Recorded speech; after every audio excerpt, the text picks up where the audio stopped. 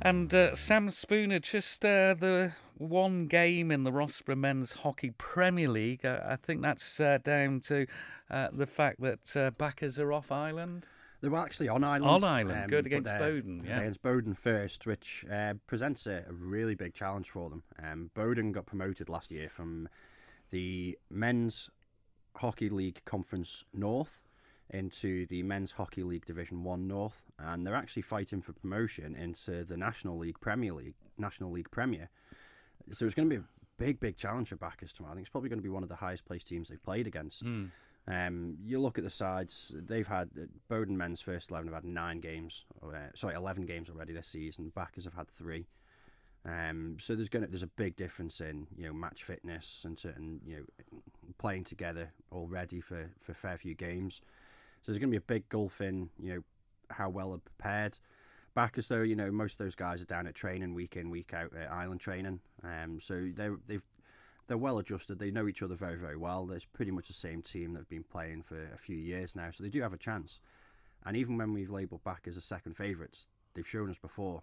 Was it 2 or 3 years ago? Greg Turner making a heroic penalty flick save to give backers the win in the end. So backers could go all the way here.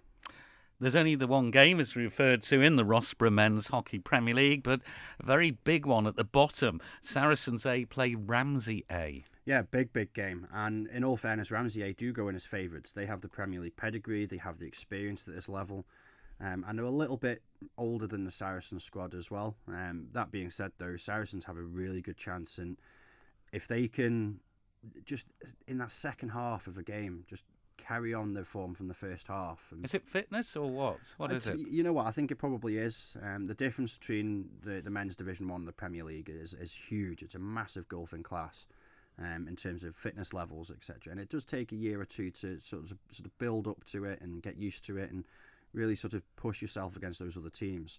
That being said, Ramsey have got a couple of people out this week. I believe Paul Hunter's out again this week, unable to play due to family commitments. And I think there's one other, but I can't remember who that was. Okay. Let's have a look at the Women's Hockey Premier League. And Vikings A sit proudly at the top, 4 wins out of 4, up against the Ramsey side, who have won 3 of their 4. So they're one of their challengers. You have to say they are one of their challengers, but Vikings A turned up the style last week against Saracens Ladies, 11-0 winners, and I can't see this going any other way apart from a Vikings win. And let's look at the other challengers. Champions Valkyries A play Backers A. Backers A have disappointed a bit, but as you've said, they've lost a lot of players last week to pregnancy and university. Yeah, and this similar thing happened Not last year. Not necessarily together. Yeah, they had a few new players into the squad last year. It took them a few games to build up, and eventually, like I said before, they became the first side to beat Vikings Ladies A in nearly 12 years.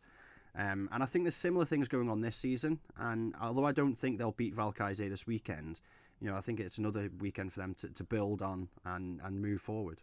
Any other games? There's Castletown A, Saracens A. That's quite important towards the bottom. But a Castletown win there? I think it's going to be a Castletown win, but it's for me, it's the big Southern derby. Castletown versus Saracens never fails to please and never fails to entertain. And there's 2 of them this weekend.